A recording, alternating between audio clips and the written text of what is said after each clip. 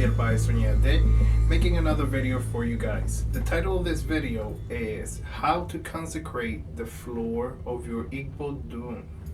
Okay, so this was a great idea of a video that I was told to make or requested to make, and I want to share my thoughts on it and what I think that some of you should do. So if you are lucky enough to have an Igbodun, like a room separated for your magical practices in many neo-pagan religions and such, as well as in Orisha, you should consecrate that room for that purpose. Okay? So back in the days, I'm going to tell you guys some of the things that I have done. Okay, so back in the days when I first had my own, when I was old enough and able to have a room for the Orishas to live in, and just like a prayer room, a room, you know, an Igbodun. The first things that I started, I had tile. So the first thing that I started doing was washing the floor of the room with all of the omieros that I possibly could from whenever I did any ceremonies or received any Orisha, etc. I would gather that omiero and then just rinse the floor and wash the floor of the room to call that entity more towards the room and to consecrate the space of the room. Okay, so I highly suggest that you guys do the same, washing the floors of your Igbodun with the different omieros from different ceremonies and different orishas, etc., to continuously call, if you have like tile or hardwood or whatever, that you can actually wash the floor. The second thing that I did at another point was that I laid out the entire floor with esteras, or with mats, or the straw mats. So I had laid out the entire floor before I moved anything in. I had placed, I had actually put a fun and ori on the bottom, on the ground, and then I placed esteras on the top, and I'm pretty sure I had crushed like some sort of siempre viva or something in there and crushed it. I'm pretty sure there was an herb too, but that was definitely a fun and ori. And then placed esteras over it, and then placed and brought everybody into that room, and that lasted for quite a while also. Okay, so now that I have carpet and whatnot, what I usually do is I will sprinkle some omiero, and I also tend to just spray perfumes and colognes all over the floor, etc. Now I don't really, back in the day I also went through a period in which I would take off my shoes before going into the Igbodun, and implemented that rule, especially when there was the mats on the floor. During that period, obviously everybody had to take off their shoes. So by now I don't really do that too much. Sometimes I do it, sometimes I don't. It just depends on my mood and whatever's happening. Sometimes it comes out naturally, and then sometimes it just, some people do it also, and when I don't really implement it as much now that in this particular Igbodun that I'm in right now, that I have carpet, I don't really implement it that much, but I do spray the floor and sprinkle the floor also. So I do think it's a beautiful practice for people to cleanse and decorate and consecrate your space that you're going to have your ochas and your shrines living in.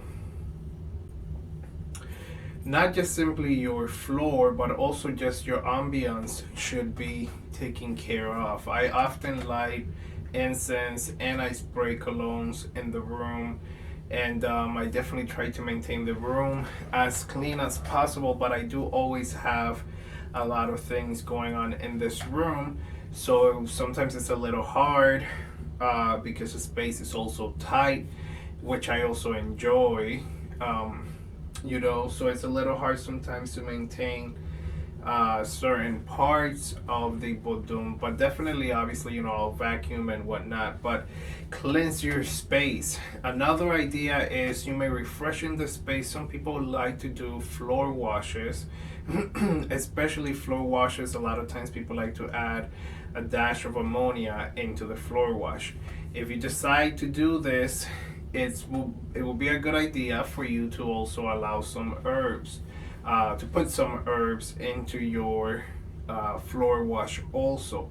Okay, so I think, and I'm of the practice that if you do a floor wash or if you do anything that has herbs in it, I think you should leave it overnight. I think you should wash the floor and allow everything to soak in, as long as you don't have hardwood or whatever that, but if it can actually air dry and stay overnight so that all of that essence stays into on the tiles, and then the next day you can sweep and then you can rewash or remop, etc., to your liking and as you normally do. So not everybody does that. Also, let me say that like people, there's a lot of people that may have their Igbodun, or they may have their room and they never take care of like cleansing the space, or it's just simply a sacred space. It just becomes a sacred space by the action of it being the Igbodun and whatnot, and that's perfectly fine too.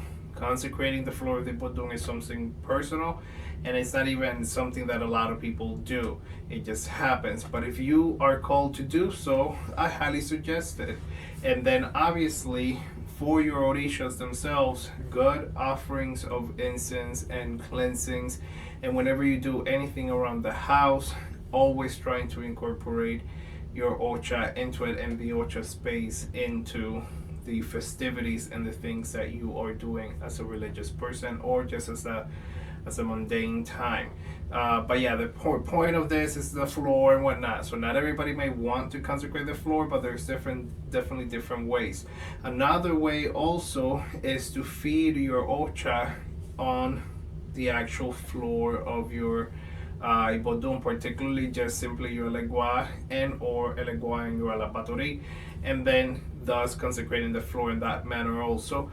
And then just, but the floor is just something extra. But I was having a conversation the whole thing about it, and again, some people do it. I definitely have done it. By now I just, my whole room is sacred to me, so I just simply take care of everything as the days go.